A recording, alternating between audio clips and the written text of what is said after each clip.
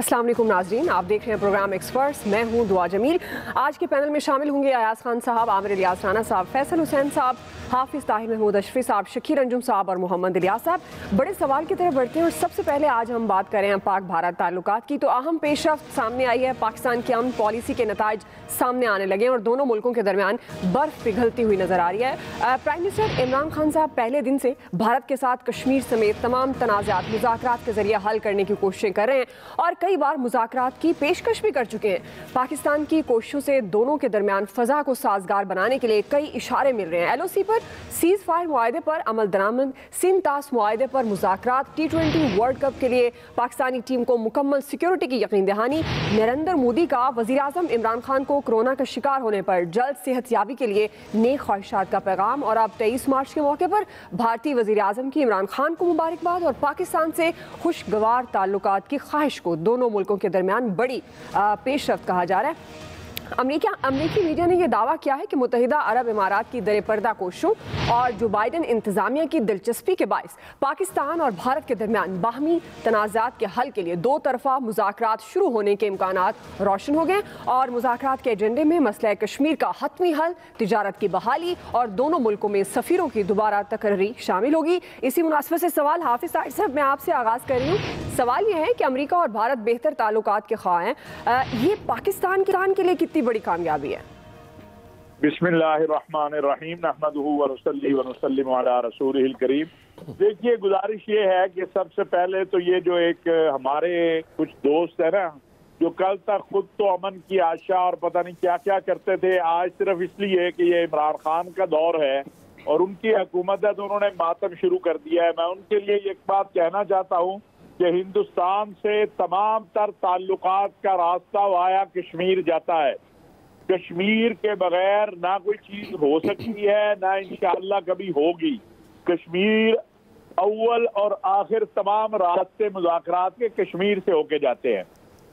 दूसरी बात है, चूंकि अभी अमरीकी इंतजामिया तब्दील हुई है और अगर अमरीकी इंतजामिया ने हिंदुस्तान पर प्रेशर डाला है और वो मोदी जो के कश्मीरियों का और हिंदुस्तान के अंदर उसने जो हशर कर दिया है अक़लियतों का, वो अगर आज हमारी तरफ बढ़ रहा है तो ये तो सारी कौम की कामयाबी है। इसको सिर्फ ये कह लेना कि ये जी हुकूमत चूंकि अब इमरान खान की है लिहाजा अब इसके ऊपर आप जो है वो कश्मीर बेचने का भी इल्जाम लगा दें, मुफ्ती जारी का भी इल्जाम लगा दें।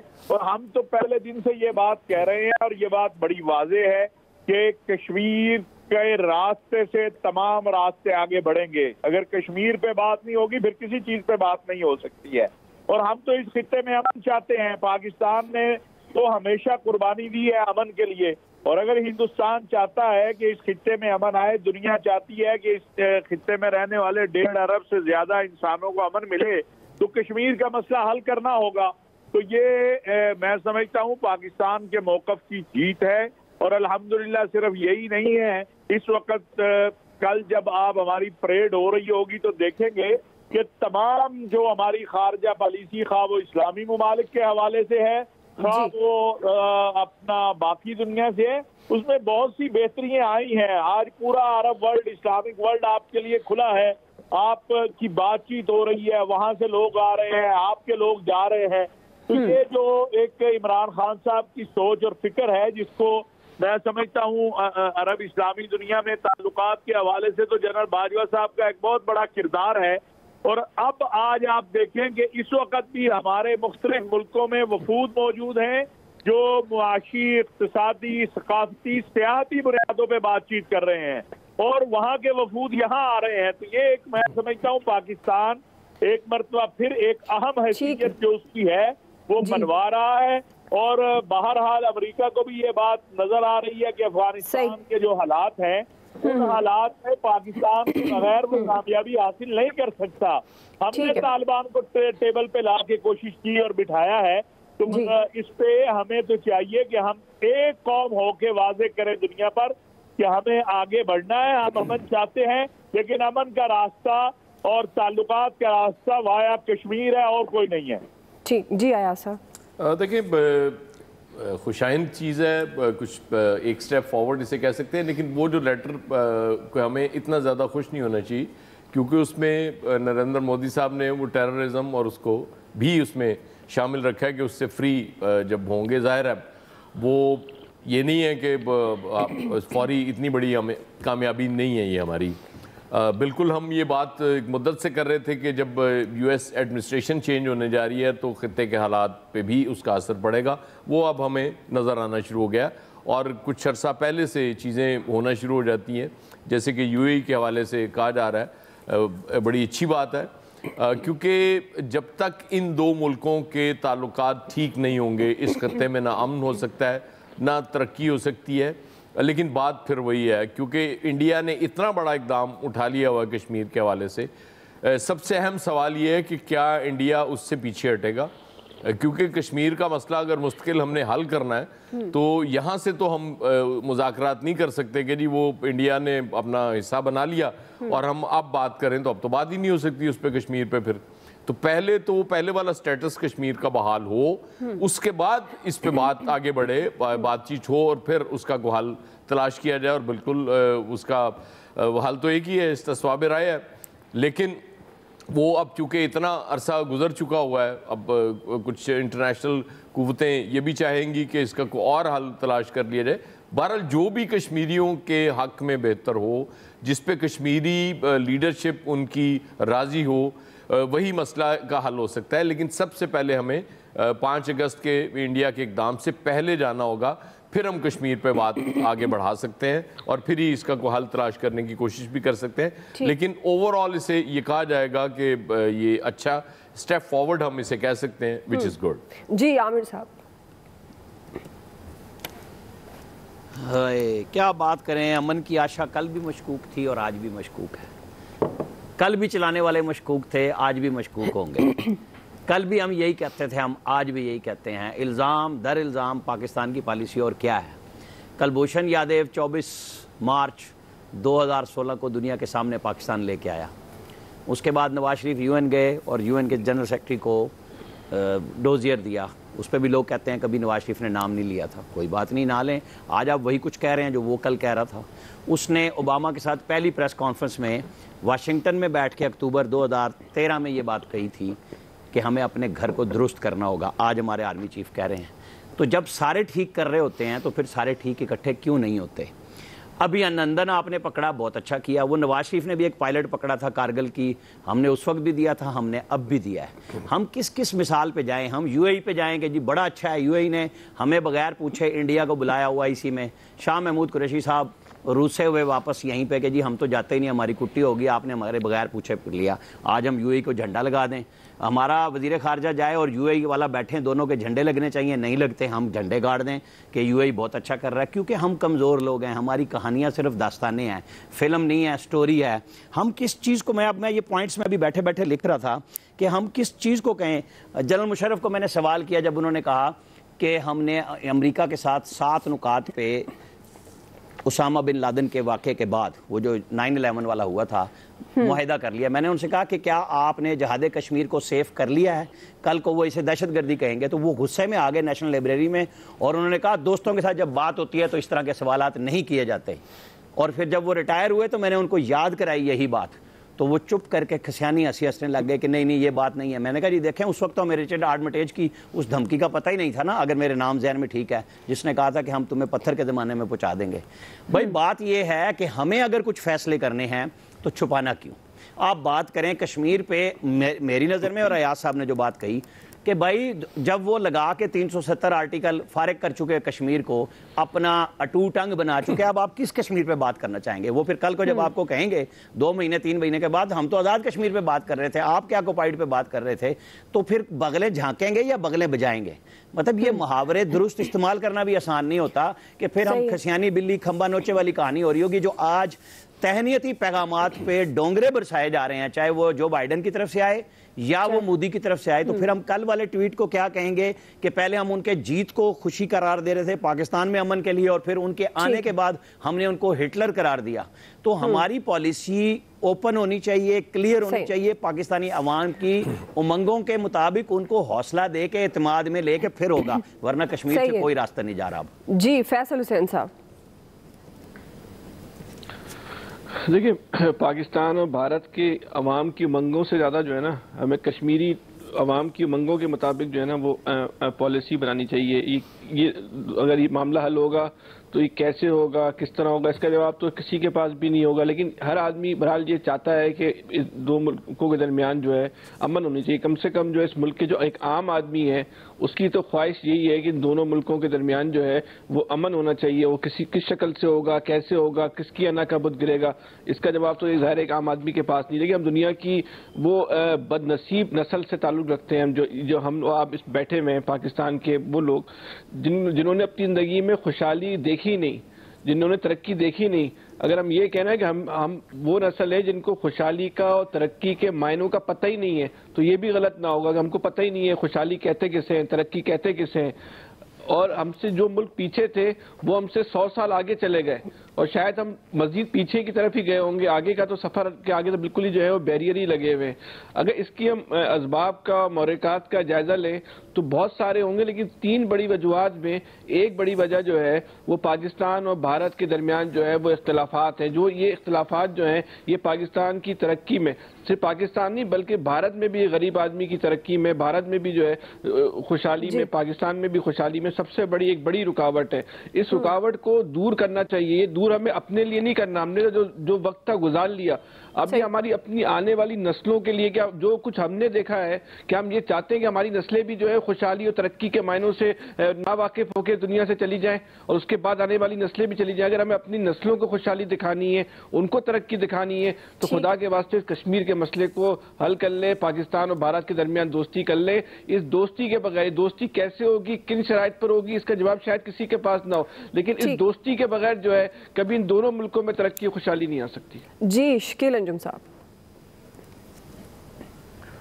दुआ, देखिए मेरा ये ख्याल है कि एक जो बड़े अरसे से डेडलॉक था पाकिस्तान और इंडिया के दरमियान ताल्लुकात के हवाले से, और दोनों मुल्कों के वज़ीर आज़म या दफ्तर ख़ारजा के हवाले से कोई बातचीत नहीं होती थी, और हमारे वज़ीर आज़म कई बार इसका इजहार भी कर चुके कि उन्होंने नरेंद्र मोदी को कई बार टेलीफोन किया लेकिन उन्होंने इसका कोई जवाब नहीं दिया।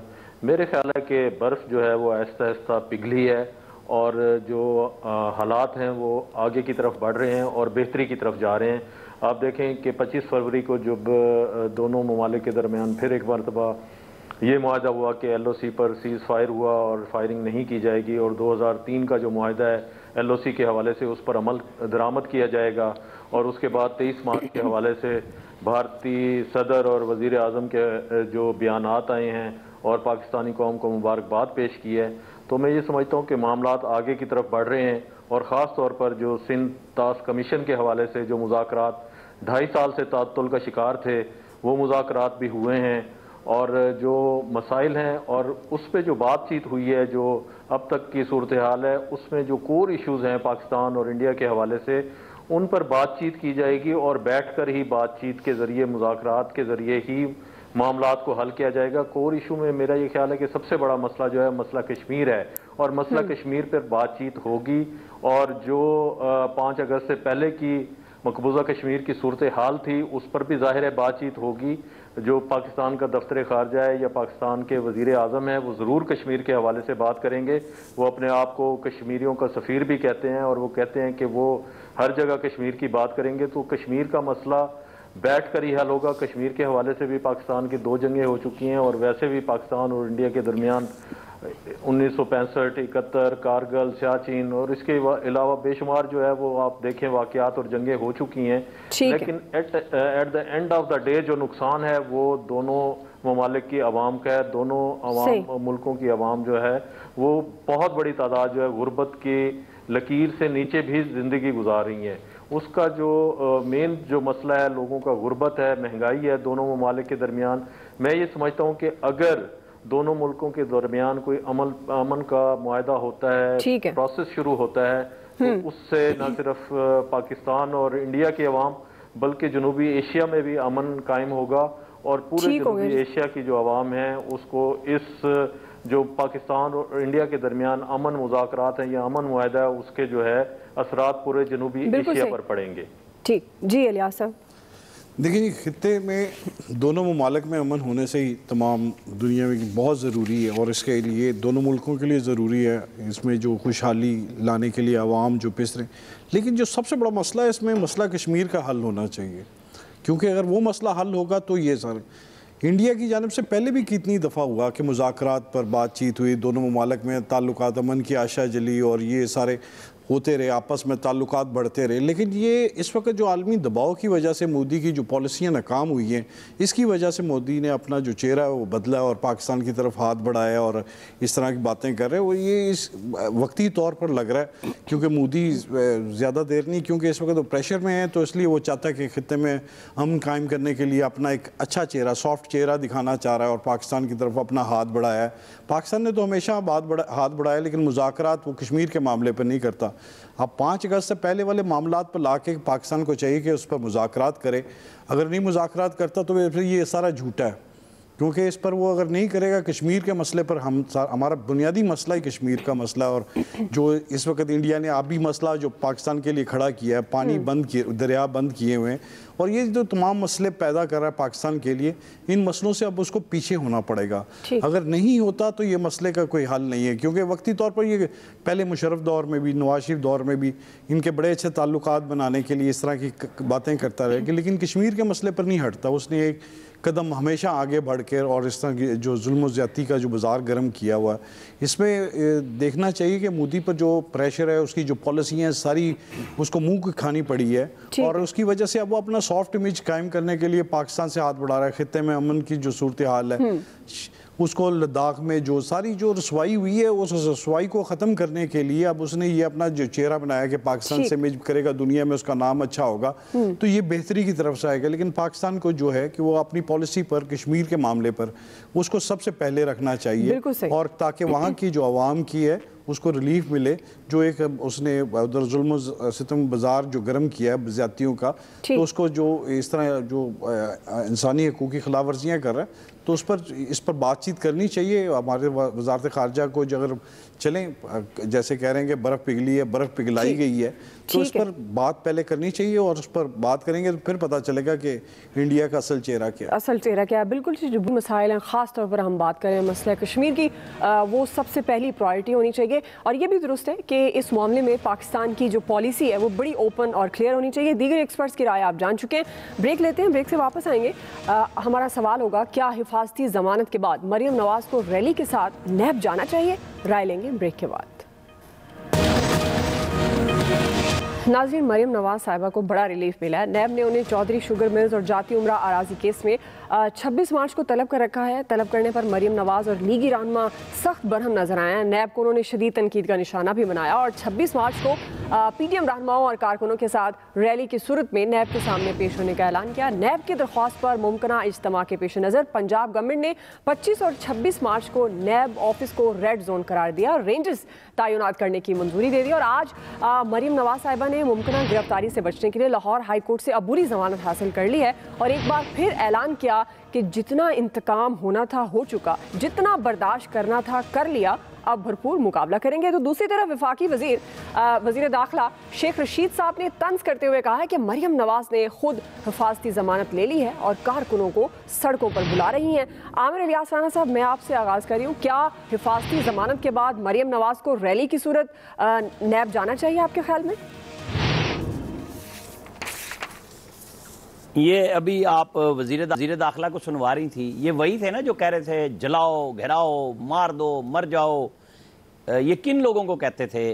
ये जब इमरान खान साहब की रैलियों में जाते थे, PTI के जलसों में मेहमान अदाकार के तौर पे जाके तकरीरें करते थे, तो ये किन लोगों से मुखातिब होते थे? क्या ये कहते थे कि मैं जाऊँगा घेरने, जलने, मरने? ये आम लोगों को कहते थे। इन्हें सोचना चाहिए कि मियाँ आप लोगों के बारे में खुद क्या राय रखते हैं। मरियम नवाज़ ने जो ज़मानत कराई है वो नैब के दफ्तर में इन होने के लिए है।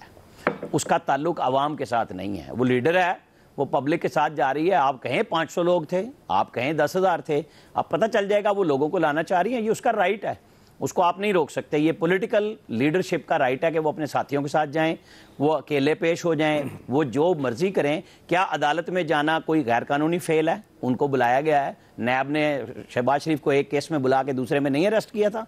ये वही नैब लाहौर है ना जो जिनके डीजी कहते थे बंदा चुक ले, बाद देख लेंगे केस की पाना है। ये तो मशहूर डीजी हैं लाहौर के, कोई ऐसी बात नहीं है। इनके रवैये के बारे में सब लोग जानते हैं, सबको पता है कि वो किस किस्म की गुफ्तगू करते हैं और वो क्या स्टाइल है। और मरियम नवाज अगर वहाँ नैब में रह के गई हैं, शहबाज शरीफ रह के गए हैं, हमजा रह के गए हैं, फिर नवाज शरीफ रह के गए हैं, तो इनको तो पता है ना। ख्वाजा आसिफ इस वक्त नैब के ही केस में जुडिशल रिमांड पे हैं, नैब से निकल के गए हैं, जबकि उनके अमेरिका से कागज आए थे कि उनके ऊपर कोई केस नहीं है। डीजी पिंडी ने इनकार कर दिया था केस बनाने से, फिर वो लाहौर से ही बना केस। ये चीज़ें आ जाएंगी सामने। तो ये पॉलिटिकल लीडरशिप का सबसे पहला राइट है कि वो क्या अपने बारे में फैसला करते हैं। इंतजामिया का काम है कि होशमंदी से काम ले। पिछली दफ़ा अगर नहीं ले सके, वहाँ लाहौर में अब DIG साजिद कियानी है, इस्लामाबाद से रह के गए हैं, उन लोगों को अच्छी टीम बनानी चाहिए, रास्ते बनाने चाहिए। देखना चाहिए कि पॉलिटिकल लोग हॉस्टाइल होते हैं, वर्कर हॉस्टाइल होता है। पुलिस को पत्थर मुकाबले में नहीं करने, पुलिस ने रास्ता बनाना भी है और मरियम नवाज को नैब के दफ्तर तक पहुंचाना है। तो होना ये चाहिए कि हौसले के साथ, पेशेंस के साथ लोगों को डील करें। वो आएंगे, वो नारे मारेंगे, चले जाएंगे, क्या होगा? क्या वो नैब का दफ्तर या ईंटें उखाड़ने आ रहे हैं वहां पे? ऐसा नहीं होता। ये वुज़रा हैं जो माहौल बनाते हैं। अब उनको ये परेशानी हो गई शेख साहब को कि जी देखें उसने जमानत क्यों करा ली। वो क्या 1000 के मजमे को या 2000 लोगों की जमानतें कराने जाएगी? हाईकोर्ट नहीं कहेगी किस लिए आए हो भाई, केस तुम्हारा है, तुम लोगों को लेके आए हो। यही बात है कि जब आप अपोजिशन में होते हैं आपका रवैया कुछ और होता है, जब आप हुकूमत में होते हैं तो आप कहते हैं कि जी लोगों को फंसाने की बात हो रही है। जी फैसल हुसैन साहब, ये बात सही है आमिर साहब की कि जब लोग अपोजिशन में होते हैं तो उनका रवैया कुछ और होता है और हुकूमत में होते हैं तो उनका रवैया कुछ और होता है। इसी तरह कुछ साथियों का रवैया हुकूमत के बारे में कुछ और होता है, अपोजिशन के बारे में कुछ और होता है। तो दोनों तरफ एक जैसी ही सूरत हाल है। देखिए शेख रशीद साहब को वो जाना चाहिए या नहीं जाना, उनको मरियम नवाज साहिबा को वहाँ जाना चाहिए पब्लिक के साथ या नहीं जाना चाहिए, ये तो एक यार भूल गए एकदम। शेख रशीद साहब का जी आपको बुरा मान गया आमिर भाई, आपकी बात नहीं की थी, आप अपने पर समझे। मैं यही कह रहा था कि मैं कहा मुझे चूंकि आपने सामने रख के बात की, हमारा रवैया हमेशा से एक ही रहा है। अपना रिकॉर्ड देख लेना, भूल जाते हो एकदम, भुखला गए, मरियम की जगह शेख रशीद का नाम ले दिया यार। इतनी जल्दी आपकी बात शुरू करो यार, आप जज्बात। मैं यही कह रहा हूँ शुरू तो करो। चले फैसल साहब, आप हैं इस काम के लिए, जज्बाती मियाँ तो आप हैं जी, जज्बाती मियाँ आप हैं। यकीन करें मैंने अरे भाई आप दोबारा भूल जाएंगे, आपको याद कराऊं नहीं, मेरी ना भी करें, मुझे तो पता है, हमें तो अपनी बात याद रहती है। हम ये नहीं है कि एक ही बारी में स्टार्ट कहीं से हुए एंड कहीं और का कुछ हुआ। चले फैसल साहब कंप्लीट कीजिएगा अपना पॉइंट प्लीज। नहीं यार आमिर भाई गुस्सा आ गया, पहले इनका गुस्सा ठंडा करना ये ज्यादा इंपॉर्टेंट काम है। आमिर साहब आप अपना गुस्सा ठंडा रखें। जी फैसल साहब, चलो फिर इनके गुस्सा ठंडा करने पे बात बता। वो भूल चुके हैं, वो भूल चुके हैं। यार याद करने देना, बस करेंगे, बार-बार कह रहे हैं यार इस तरह ना किया करें। चले फैसल साहब फिर आप सोच लें, मैं आया साहब की तरफ चली जाती हूँ। नहीं जी नहीं मैं दे रहा हूँ, मैं कह रहा हूँ शेख रशीद साहब का ये कहना जो है ना, ये जो है बिल्कुल जो है वो दुरुस्त है कि अपोजिशन है वो हुकूमत के लिए जो है वो सहूलतकारी का काम कर रही है। और जितनी मौजूदा हुकूमत से जो है, मौजूदा अपोजिशन से हुकूमत को जो है आसानियाँ हुई हैं, ये इससे ज़्यादा आसानी जो है कोई भी अपोजिशन जो है वो किसी हुकूमत के लिए जो है वो कर ही नहीं सकती थी। ये आपस में एक दूसरे से लड़ रहे, इस्तीफा लेने के लिए जो इमरान खान का निकले थे, लड़ाई इनकी आपस में इस्तीफा देने पर हो गई कि इस्तीफा देंगे या नहीं देंगे। तो ये शेख रशीद साहब की ये बात तो सही है, बाकी वो तो देख ले, फिर कल जाएंगे मेरी अपना बिलावल साहब भी जाएंगे, आमिर भाई पीपल्स पार्टी का वफ्द जाएगा। कब कायरा सब जा रहे हैं कल? नहीं बिलावल साहब जाएंगे, वो तो ऐसी अलामती तौर पर हाजिरी लगाने के लिए। नहीं है तो पीपल्स पार्टी की ना। अच्छा ठीक है, कंप्लीट कीजिए जी जी। तो ये जो है ये अपोजिशन का ये जो मौक़िफ़ है, देखिए जराइम पेशा अफराद चाहे वो नैब में पेश होने जाए या थाने में पेश होने जाए, लेकिन इदारों को ब्लैकमेल करने के लिए अवाम के साथ जाने की इसकी कोई जस्टिफिकेशन नहीं है। लोगों का हजूम लेके क्यों जाते हैं? बेसिकली इनका एक ही नुक्ता नज़र होता है ना कि इदारों को जो है दबाव में लाया जाए, उनके खिलाफ जो किसी कार्रवाई से रोके जाए, इसकी इजाज़त जो है किसी तौर पर नहीं होनी चाहिए।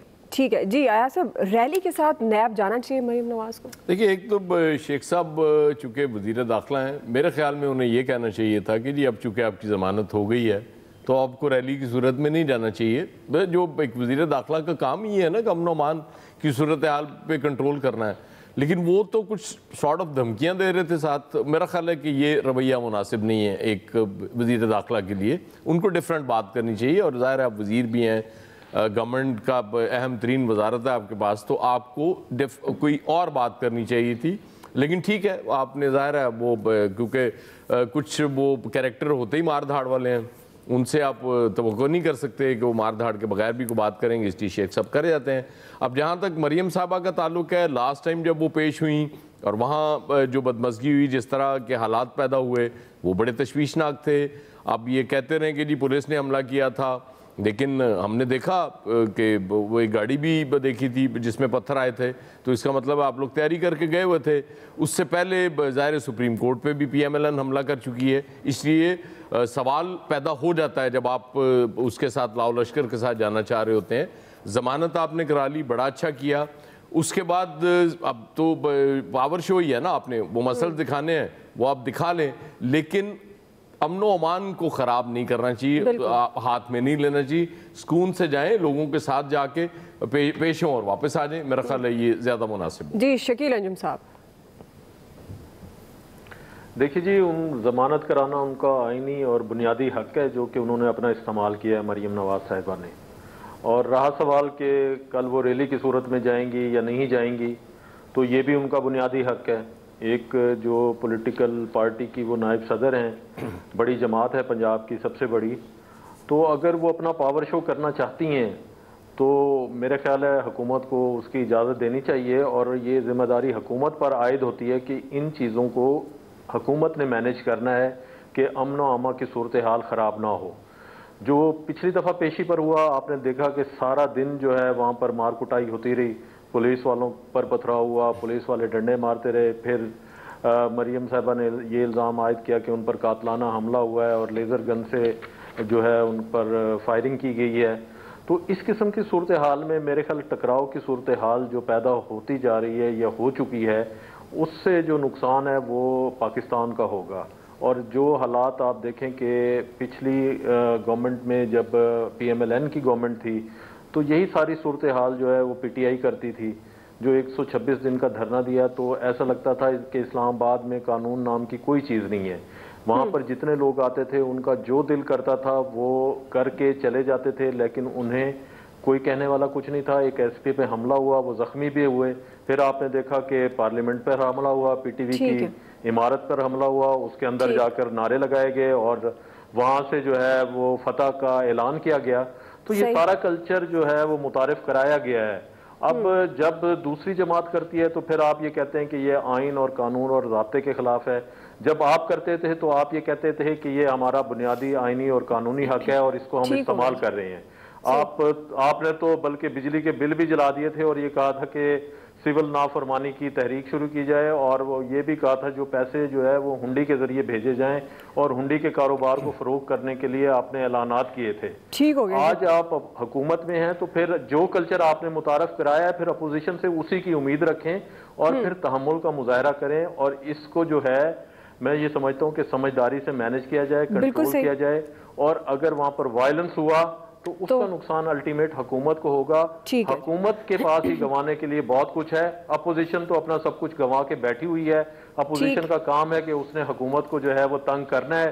अब ये हुकूमत पर मुनहसर है कि वो किस तरह से इसको मैनेज और कंट्रोल और हैंडल करती है, कंट्रोल करती है। बिल्कुल दोस्त जी। हाफिज ताहिर साहब, आपको क्या लगता है हिफाजती जमानत के बाद अब मरियम नवाज को रैली की सूरत जाना चाहिए नैब की तरफ? देखिए, बात यह है, जमानत होती या ना होती, उन्होंने एक जिस तरह पिछली मर्तबा उन्होंने किया था उन्होंने वैसे ही जाना है। हुकूमत ने कहा है जब तक लॉ एंड ऑर्डर की सूरत हाल पैदा नहीं करेंगे हुकूमत जो है उन्हें रास्ता देगी। लेकिन अगर कोई जो कि हदफ है, असल हदफ यह है कि किसी तरीके से कोई मार कुटाई हो, कोई लाशें मिल जाएं। मैंने कल भी अर्ज किया था कि 70 की तारीख में भी जब नीला गुंबद से 2 लाशें मिल गई तो एक बहुत बड़े सियासतदान ने कहा था भाई लाओ अब तारीख जोरों पर जाएगी। तो हुकूमत हर सूरत कोशिश करेगी कि ऐसी सूरत हाल पैदा ना हो। लेकिन ये आपको नजर आ जाएगा कल भी कि जब ये परसों जाते हैं 26 को, कि इनके इरादे क्या हैं, ये क्या चाहते हैं। नैब में पेशी मरियम नवाज की है, मौलाना साहब मदरसों में अपीलें कर रहे हैं, जगह जगह यूथ कन्वेंशन हो रहे हैं। भाई आपको ये एजाज लेने जा रहे हैं, आप पर इल्जाम है, आप उस इल्जाम का जाके दिफा करें, आप अपने ऊपर लगने वाले इल्जाम को जो है झूठा साबित करें। अब अदालतों से में भी आपको रिलीफ मिल रहा है। अब तो आप ये भी नहीं कह सकते कि अदालतें जो हैं वो, क्योंकि हमारे यहाँ बदकिस्मती है कि जब अदालतें फैसला करती हैं तो जो आपके हक में हो वो सच होता है, जो आपके मुखालिफ हो जाए उसमें अदालतें जो हैं वो निशाना बनती हैं। तो जिस अदालत ने आज आपको जमानत दी है उसी अदालत के जरिए आप ये काम करें। वायलेंस का रास्ता जो है वो तो किसी के भी मफाद में नहीं है। मैं नहीं समझता कि हुकूमत का बहुत कुछ स्टेज पे होता है, लेकिन अपोजिशन के लिए भी ये रास्ता नहीं है कि वो कत्लों की ताल की तरफ ले जाए, वो मार धाड़ की तरफ ले जाएगी तो कबूल करेगी, या फिर मुल्क के इदारे या पुलिस और कानून नाफिज करने वाले इदारे खुली छुट्टी दे देंगे। मेरा ख्याल है ऐसा भी मुमकिन नहीं है। जी इलियास साहब देखिए जी, 26 तारीख को देखेंगे अब क्या सूरत हाल होती है, क्योंकि सिक्योरिटी के लिए तो बड़े सख्त इक़दाम किए जा रहे हैं। रेंजर्स को तलब किया गया और इसके लिए रेड जोन डिक्लेयर कर दिया जाएगा नैब के इलाके को। तो ज़ाहिर है मरीम नवाज साहिबा को अकेले जब जाने दिया जाएगा या उनको जो होगा, इस बारे में गवर्नमेंट को भी चाहिए मुज़ाकरात करें इनसे कि वो अकेले जाएंगी। अगर कारकुनान ने जाने की कोशिश की तो उस वक्त पुलिस की झड़पें शुरू हो जाएंगी, और ये जैसे पहले हुआ था इस दफ़ा भी होगा। तो इसको ये तमाम जो सूरत हाल है इसको पहले देखना चाहिए, इदराक होना चाहिए कानून नाफिज करने वाले अदारों को, गवर्नमेंट को, कि ऐसी सूरत हाल ना पैदा हो। अगर वो कारकुनान के साथ आती हैं तो आने दिया जाए, लेकिन अंदर जाने के लिए एक रेड जोन जो एरिया डिक्लेयर किया जाएगा वहाँ आके ऐसी सूरत हाल पैदा हो सकती है। तो ये लाहौर का एंट्रेंस है और दाखिली रास्ता है। अगर इधर ये मैदान जंग बन गया तो सारा दिन ट्रैफिक वगैरह सूरत हाल ख़राब होगी। तो ये सिर्फ इस दफ़ा मुस्लिम लीग नून के नहीं, JUI के भी कारकुनान आएंगे और ये बड़ी तादाद में आएंगे और ये बहुत बड़ा इधर जंक्शन बन जाएगा और यहाँ कोई ना सूरत हाल ख़राब होती दिखाई देती है। अब देखें नैब ने रुजू तो किया, नैब ने तो रुजू किया अदालत से कि इस सूरत हाल को कंट्रोल किया जाए, जो अगर ये वरना ये बदमज़गी होगी इधर, फिर एक मार धाड़ होगी। पहले भी वाक़या हो चुका है इधर और अब मज़ीद होगा। अगर नहीं किया जाएगा तो देखिए सूरत हाल के। जी आमिर साहब क्विकली ब्रेक पे जाना है मुझे। वो अयाज साहब जिक्र कर रहे थे ना कि वो पत्थर आए थे, वो चेक करा लें, इलियास साहब भी बता सकते हैं कि क्या लाहौर पुलिस ने कहीं रिकॉर्ड में ये बात इन्वेस्टिगेशन में डाली है उस वाक़े की सारी, के कहीं पे कोई ऐसा जिक्र वाक़या हुआ है या नहीं हुआ। चले ठीक, चेक करके बता दीजिए। बिल्कुल ठीक हो गया जी। कहते हैं ब्रेक से वापस आएंगे। मरीम नवाज की पेशी पर पीपल्स पार्टी का शामिल होने का फैसला, हम सवाल रख रहे हैं क्या पीपल्स पार्टी और नून लीग में सीज फायर हो गया? राय लेते हैं ब्रेक के बाद। पीपल्स पार्टी और जो PMLN का एक अंदरूनी जो झगड़ा चल रहा है, वो तो मैंने पहले ही आपसे ये बात कही थी कि ये गाड़ी तो चलने की नहीं है, क्योंकि इसका स्टीयरिंग किसी के पास है, ब्रेक के ऊपर किसी का पैर रखा हुआ है और ड्राइवर जो है वो कोई और है। तो इतने चलाने वाले होंगे तो उसका तो एक्सीडेंट होना ही होना था। तो वो तो एक्सीडेंट एक नेचुरल बात है, वो हो गया है।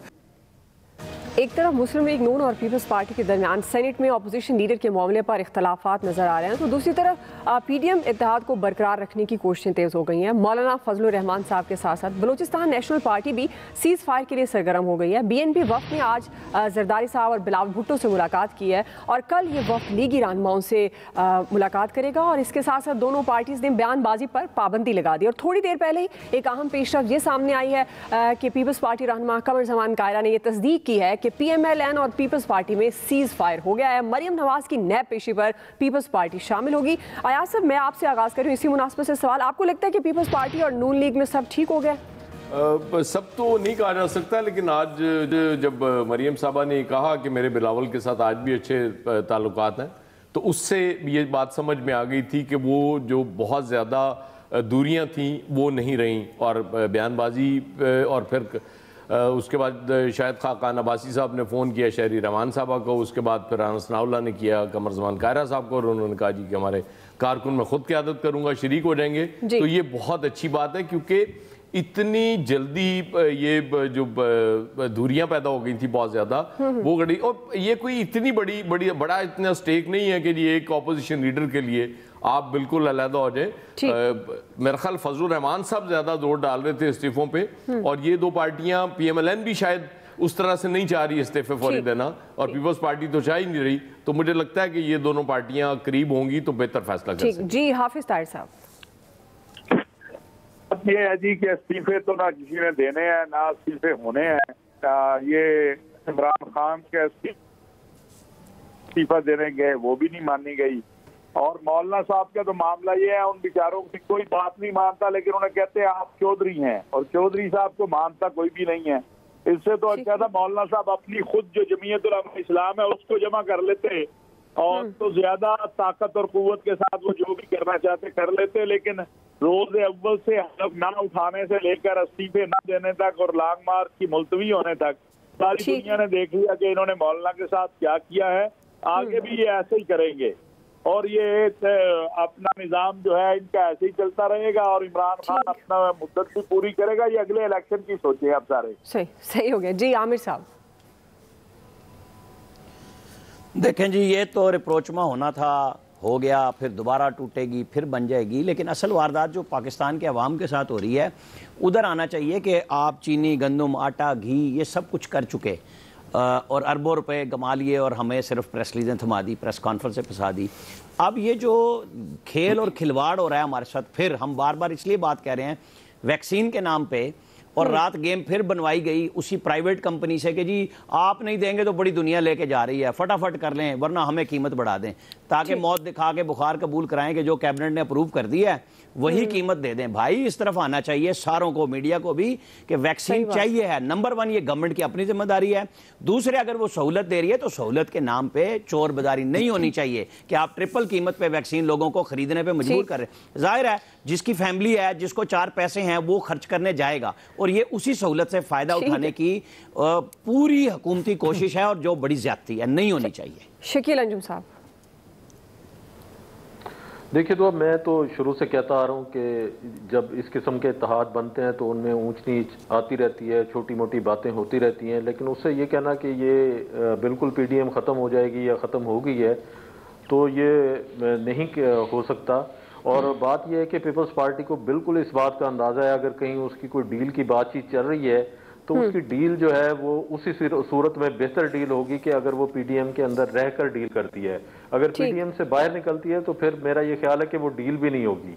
और रहा सवाल के अपोजिशन का, और फिर हमें बात करनी चाहिए कि अवाम की और कोरोना की सूरत हाल की, तो हुकूमत को तो कोई सरोकार नहीं है, ना कोई परवाह है। वो जो आती है कि कुछ चीज़ें आ जाती हैं और वो भी जो है लगाने की कैपेसिटी नहीं है हमारी इस हुकूमत में। और सारा दिन जो है वज़रा और वज़ीर आज़म साहब का एक ही काम है कि अपोजिशन को कैसे हैंडल करना है। भाई अगर आपसे हैंडल नहीं होती तो उनके साथ बैठकर आप मुज़ाकरात कर लें, उन्हें पार्लियामेंट में ले आएं और इस कौम को तो अजाब से निकालें।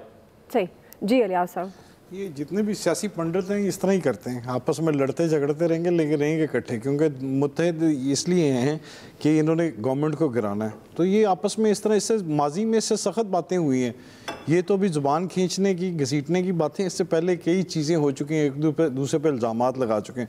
ये इस तरह ही चलते रहेंगे क्योंकि सबका मुश्तरका कॉज है। मौलाना फजलुर रहमान साहब हैं, इनको मनाते रहेंगे आपस में, इनको जोड़ते रहेंगे और ये सिलसिला इसी तरह चलता रहेगा। लेकिन क्योंकि अब जो लॉन्ग मार्च करना है तो ये जाहिर है ये रमज़ान के बाद देखें क्या सूरत हाल होती है। ज़्यादा मुत्तहिद होते हैं, ज़्यादा पावर शो करते हैं, उसके लिए अब देखेंगे क्योंकि इनके पास टाइम है, अब कर लेंगे ये। ठीक है जी फैसल हुसैन साहब, देखिए जो भी इत्तेहाद वसीतर अवामी और इज्तिमाई मफादात को मलूज़ खातिर रख के नहीं बनाए जाएंगे और ज़ाती और शख्सी मफादात की बुनियाद पर बनाए जाएंगे, उनका वही असर होता है जो इस PDM का हो गया और जो मुस्तकबिल में इसका असर होगा। इस PDM से कभी भी कोई नतीजा सामने नहीं आ सकता। ठीक हो गया जी। सवाल ये था कि पीपल्स और नून लीग में सीज फायर हो गया। एक्सपर्ट्स की राय आप जान चुके हैं। आज के एक्सपर्ट से इतना ही, फीडबैक दीजिएगा। ख्याल रखिए, अल्लाह हाफिज़।